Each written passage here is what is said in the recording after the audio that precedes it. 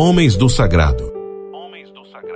O programa que falará dos desafios que um padre enfrenta no seu cotidiano, mas também abordará as belezas escondidas no coração dos sacerdotes. Homens do Sagrado. Apresentação: Padre Luvanor Pereira.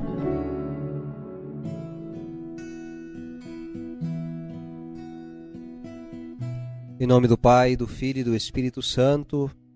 Amém. Mais uma vez chegamos até você com o programa Homens do Sagrado. Se você me ouve pela primeira vez, seja muito bem-vindo. Sou o Padre Luvanor, da Diocese de Uruaçu, no estado de Goiás, pároco da paróquia Nossa Senhora da Abadia, na cidade de Niquelândia, aqui ao norte do estado. Convido você a juntos nós meditarmos o tema do programa de hoje. Hoje falaremos sobre a importância da direção espiritual. Os sacerdotes que se deixam absorver por todas as outras funções do seu ministério acabam cuidando insuficientemente do principal, isto é, da formação das lideranças para que façam uma grande propaganda pelo bom exemplo. Assim, não é de se estranhar que, na França, 3/4 dos homens, e outros países a proporção é ainda maior, sejam indiferentes e vejam na igreja apenas uma instituição respeitável, de certa utilidade social, mas não a mola incomparável de toda a existência, a pedra angular das famílias e das nações, e, acima de tudo, a protetora máxima da verdade e da vida eterna.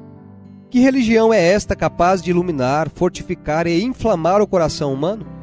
Exclamavam os pagãos extasiados diante dos maravilhosos efeitos que conseguiu produzir a liga silenciosa da ação pelo bom exemplo.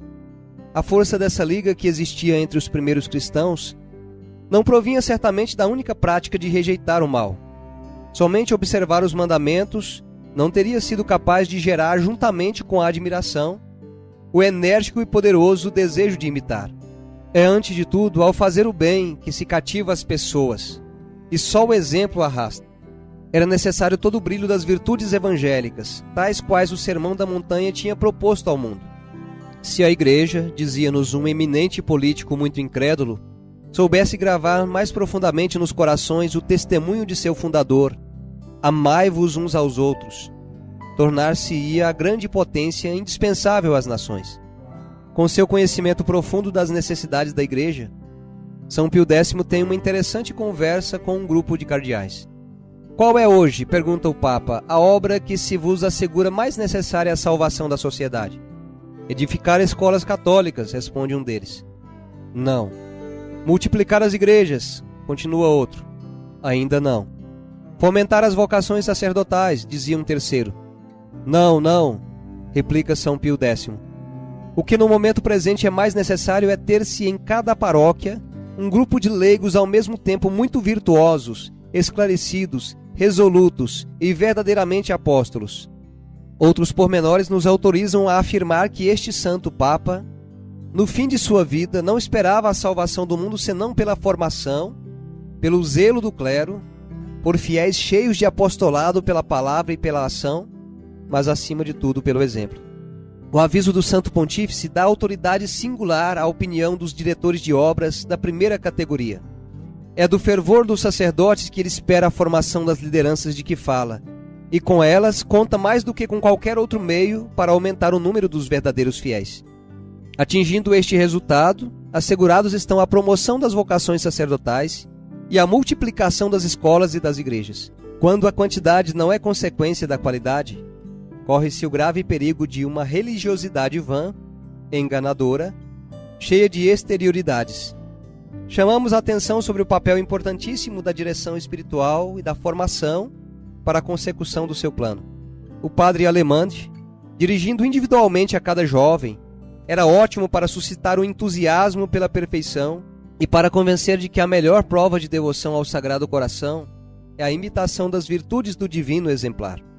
Quanto ao cônego Timon David, além de ótimo confessor, muito jeitoso para descobrir e curar as feridas da alma, era também um notável diretor espiritual.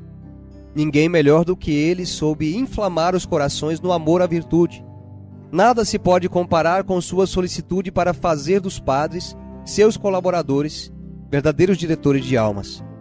Tanto o padre Alemand quanto o padre Timon David consideravam como insuficientes as suas breves exortações antes da absolvição, suas pregações, a organização da vida litúrgica e até suas conferências tão atraentes.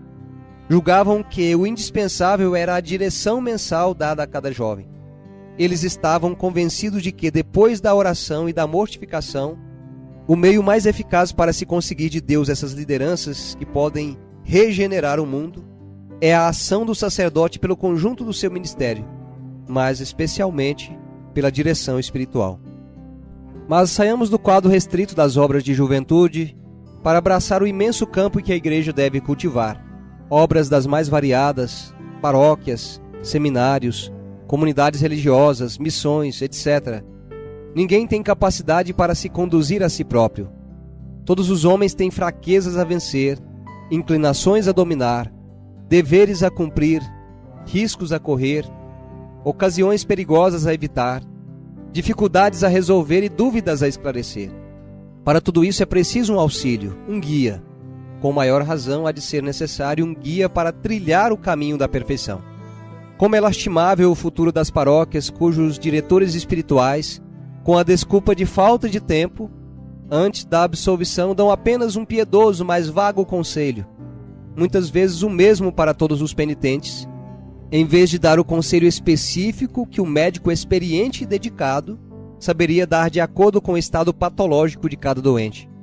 Privilegiados são, ao contrário, os orfanatos, os colégios, os seminários, as paróquias onde o confessor conhece a arte da direção e está convencido de que deve, antes de tudo, pô-la em prática se quiser conseguir que todas as almas sejam capazes de vibrar por um ideal e se entreguem resolutamente aos exercícios da vida interior. Quantos pais e quantas mães de família têm visto aumentar sua influência sobre os filhos, tão somente porque encontraram um verdadeiro diretor de almas? Quantos tesouros por explorar na alma de um menino! Este é o momento em que a árvore se vai inclinar e muitas vezes definitivamente para um lado ou para o outro. Por não terem tido, quando pequenos, uma boa catequese própria para a sua idade, muitos são os adultos que desgraçadamente não poderão mais ser contados entre os verdadeiros discípulos de Jesus. Quantas vocações sacerdotais e religiosas teriam podido despontar?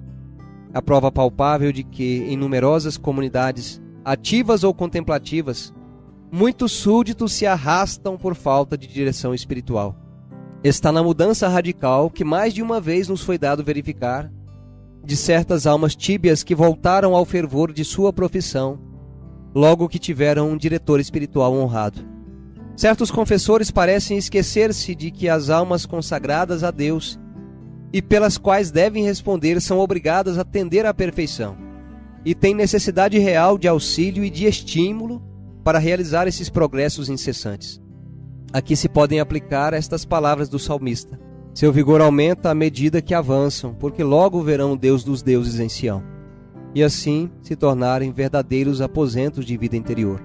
Quantos sacerdotes também seriam muito mais fervorosos na sua vida eucarística e litúrgica, e zelosos pelo progresso das almas, se o seu confessor lhes manifestasse uma verdadeira amizade para levá-los à direção mensal, tendo sempre presente a tendência à perfeição a que são obrigados mais do que os religiosos. Quem não terá notado o papel importante atribuído pelos biógrafos dos santos ao diretor espiritual da maior parte das personagens cuja vida escrevem? Não seriam mais numerosos os santos na igreja se as almas generosas, as almas sacerdotais e religiosas fossem mais seriamente dirigidas? Sem a direção segura do sacerdote sobre os pais de Santa Teresinha do Menino Jesus, e mais tarde sem a ação direta dos representantes de Deus sobre esta eleita do Senhor, acaso a terra receberia hoje essa chuva de rosas que a inunda? Bons administradores, excelentes pregadores, cheios de solicitude pelos doentes e pelos pobres, descuidaram-se, entretanto, desta grande tática empregada pelo próprio Salvador: transformar a sociedade pelas lideranças. O pequeno rebanho de discípulos que Jesus escolheu, ensinou e formou pessoalmente, e que depois o Espírito Santo inflamou, bastou para começar a regeneração do mundo. Saudemos com respeito os bispos cada vez mais numerosos, e seguindo o exemplo de São Pio X, compreende que nos seus seminários um curso de ascética é de mais utilidade do que conferências sociológicas. Querendo sublinhar a importância da direção espiritual, eles exigem que, antes de tudo, os seminaristas, para o seu progresso pessoal, a façam fielmente, e que todos os mestres professem para com ela a maior estima e a comprovem pela sua irradiação de vida interior. Vamos encerrar o programa de hoje pedindo a Deus santas vocações neste ano vocacional.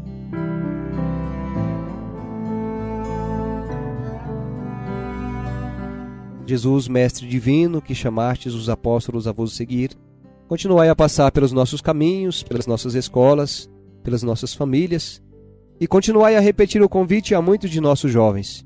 Dai coragem às pessoas convidadas, dai força para que vos sejam fiéis como apóstolos leigos, como sacerdotes, como religiosos e religiosas, para o bem do povo de Deus e de toda a humanidade. Amém. Amém, caro internauta, você que também nos acompanhou nesta emissora. Se essa mensagem te faz bem, eu convido você a partilhar com alguém que precisa ouvir também isso hoje. Eu despeço de você pedindo de Deus a bênção, Ele que é Pai e Filho e Espírito Santo. Amém. Nos encontramos na próxima semana, se Deus assim nos permitir. Fiquem todos com Deus e na proteção de Nossa Senhora. Sacerdote, sal da terra, sacerdote, luz do mundo, assim falou Jesus. Sacerdote, em vão procuro outra missão maior do que a tua, maior que a tua é a do próprio Deus.